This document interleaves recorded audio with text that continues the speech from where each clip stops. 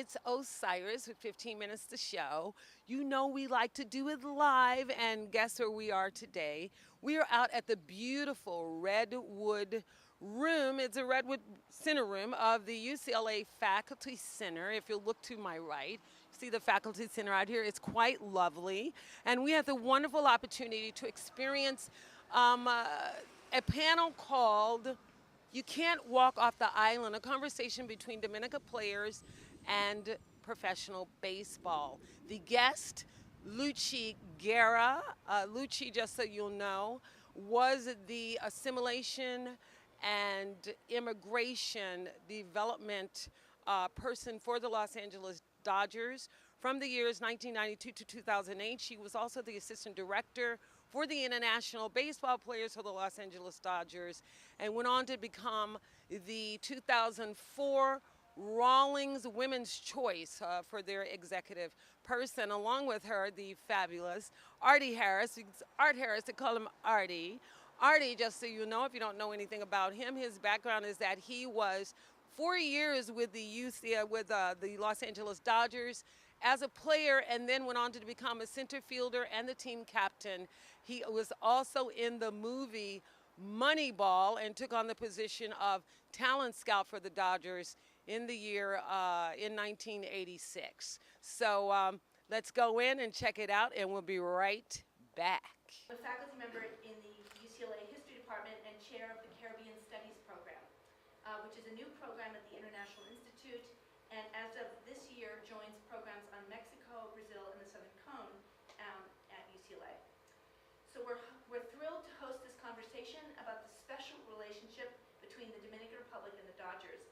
And we plan to have some other events continuing into the fall, so stay tuned, and please sign up for the Latin American Institute, International Institute calendar of events if you want to keep abreast of these program that will continue into next year.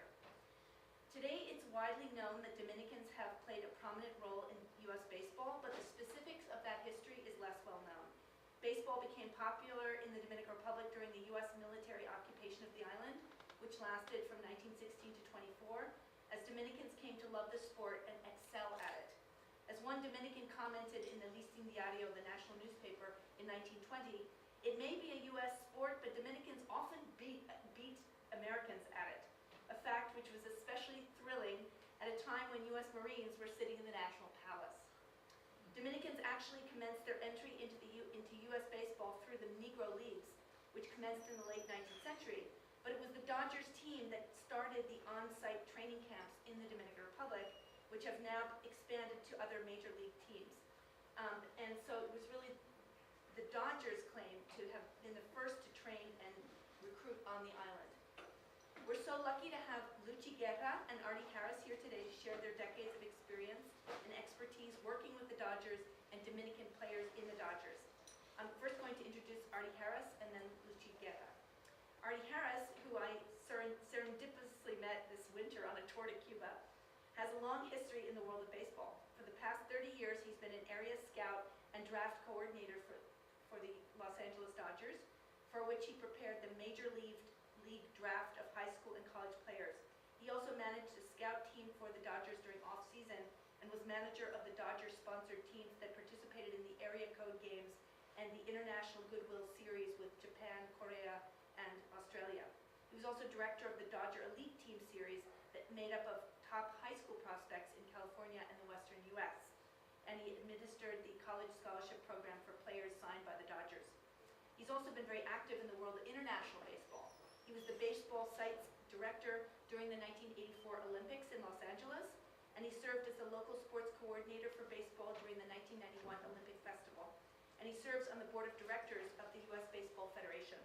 He even has had a career in Hollywood.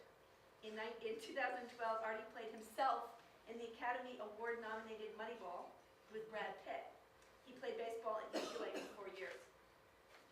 Born in the Dominican Republic, Luchy Guerra has 15 years of experience working with the Los Angeles Dodgers as their assistant director of international player development. She was responsible for the immigration and assimilation of the Dodgers international players from 1992 to 2008. She's been honored by Major League Baseball as the 2004 Rawlings Minor League Executive of the Year by the Los Angeles Business Journal twice as a nominee for the Rising Star Award. She has a master's degree in business management. Over the years, she's forged many strong relationships with ball players, solving their off-the-field problems, handling their immigration and naturalization paperwork, and becoming very close to a lot of players. She formed an international network of contacts in international embassies and consulates with 30 major league teams through the Commissioner's Office in New York. And being a Dominican immigrant herself, coming to the U.S. in 1984, she's personal knowledge of the struggles that ball players have had adjusting to American culture and loneliness and homesickness. She's been featured on Vista LA, a news program for the Los Angeles Latin community, and her work has been prominently highlighted in the Los Angeles Times. For this event, I want to thank Chris Erickson, who came up with the idea and created a really good title for this event. Catherine Paul and Carla Guerrero, who helped organize it, and the International Institute for Support, as well as Isabella Welsh and Jessica Saldana, who are UCLA undergraduate students who are taking my Caribbean cultural history class and created the PowerPoint for this event. So without further ado, I'm going to, let's welcome these two to UCLA. Luchy and I have been together for a long time. God knows. Yeah, for sure. It's been a great situation. Let me, maybe perhaps a good start. Do I really need this? No? Okay.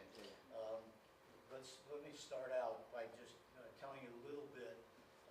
Many of you already know this, but for those of you who are unfamiliar with the way baseball gets its players, the primary method is the Major League Draft that's going to come up next week, every June, and that draft is for players, high school players, junior college players from the United States, Puerto Rico, and Canada. Okay, there's a posting system for the players from Japan and Korea and Taiwan. Posting system, without going into too much detail, basically, if a player that's good enough wants to come to the United States and play from the Asian countries, he tells his team he wants to go to the United States and play. There's a closed auction. All the major league teams that want to can bid on those players. The Commissioner's Office said the Boston Red Sox won the bid for such and such a player, and then the Red Sox have to negotiate a contract with that individual player. They also have to pay his team that he's leaving in Japan the same amount of money that that the player is going to get. So if the player negotiates a contract for $56 million, the Japanese team gets $56 million as well. There is no such agreement with any of the Latin American countries, starting from Mexico south. So all of the players in that particular part of the world, and there are, as you well know, plenty of them, are free agents. Free agents meaning they could sign with anybody. And now, of course, in the modern day, they are clearly, the agents are clearly in charge, if you will, and make sure that the good players get their appropriate amount of compensation. Anyway, but this is the star of the show. I've journeyed with Beltrade, and people ask me all the time, who was your favorite player? And to just say, because I dealt with not only Latino players, but I was involved in bringing Chanho Park to the United States and Nomo and people like that. So it's not just the Latino players, but overall, I had to handle the visas for them to come to the United States because, as an aside, when players come to the United States, they have to have a special work visa, which these days is a P as in Peter one. But Beltrade just happened to be one of those kids that I took care of. Well, it came a point where when Kevin Malone was the general manager, Beltrade's appendix burst in the in the DR. By the way, I will refer to the Dominican Republic as DR, so when you hear DR, it means Dominican Republic. Can you tell us about that movie, Sugar? I know you're a development lady. I don't know if you know that film. I think it's about a Caribbean player. I think he's from the Dominican Republic. And somehow the development in this fiction film goes wrong. He like gets a crisis of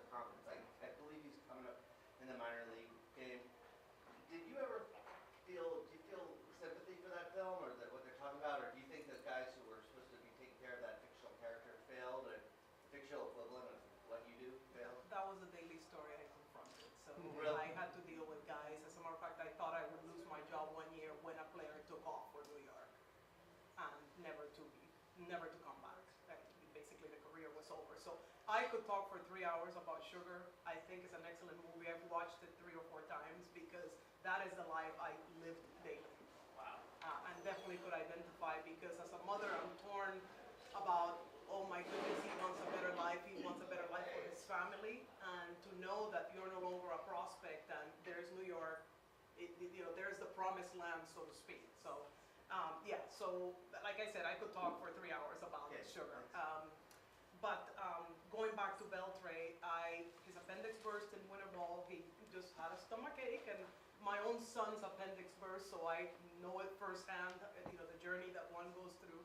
But it didn't seem that anybody was doing anything about Beltray's appendix bursting in the DR. And I don't need to go into the details of what the healthcare is in developing countries, and he went to a good hospital in the town where that was the closest town to him, but things went south. And I happened to go into Kevin Malone's office and I said, you can fire me today, but I'm bringing him to the United States to get medical care here. Let's just touch on a very, in my mind, humorous story that came up along the way on the Coke machine. Okay. All right. One of the stories that I like to, and one day when I write a book, this will be in the book, so you get a little preview of it. If you're familiar with Coca-Cola machines, which are less and less popular nowadays, there's the word for the dime. Obviously, you can put quarters, you can put dimes in the machine. Well, for this particular Latino player, he thought that a dime meant dime, which in Spanish means tell me.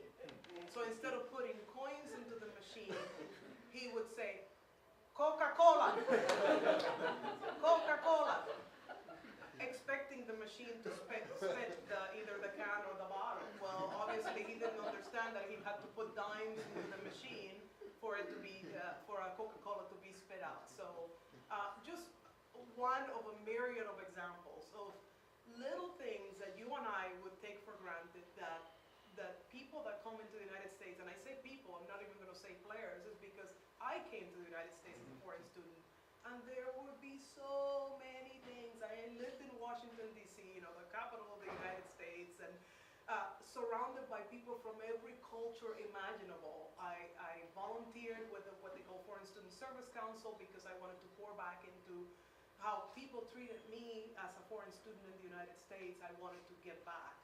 But that's just one example of so many things that you and I take for granted about people that come into the United States. The kids leave stuff laying around at the end of the season. They just simply leave bats, balls, gloves, whatever. And I take that equipment and as quickly as I can to keep my family happy, I get it out of our house to her. But I think basically, and Nick and I have had these conversations, a lot of Americans are stuck on fundamentals. Most of the people who are coaching fundamentals don't even know what they are. I'll be perfectly honest with you. Okay, they do not even know what we mean. I can give you a million examples of that. You stand and listen to some little league coaches talking, and tell a kid swing level. They don't know what it means. They have no idea what that means. But you get it all the time. And of course, the part that drives me crazy is when I'll hear some father stand there. I can't believe it. He struck out. I never struck out. My head says you didn't play very much. or that ball went right through his legs. I never made an error. And my head says you didn't play very much. The bottom line is the Dominicans, in many cases, do it naturally. They do it naturally, and again, they as we've talked about, they know when to break fundamentals, and they break fundamentals naturally, and they can do it because they are just physically talented people. Hi everybody, thanks for joining us today at the UCLA Faculty Center. We're in the Red Room at this program called You Can't Walk Off the Island, conversation between Dominican players and professional baseball. It was presented by the UCLA Caribbean Studies, UCLA Latin American Studies, and the UCLA International Institute. Don't forget to check us out on YouTube, 15 Minutes to Show. Please subscribe. We're everywhere, and we'll see you next time. Bye for now.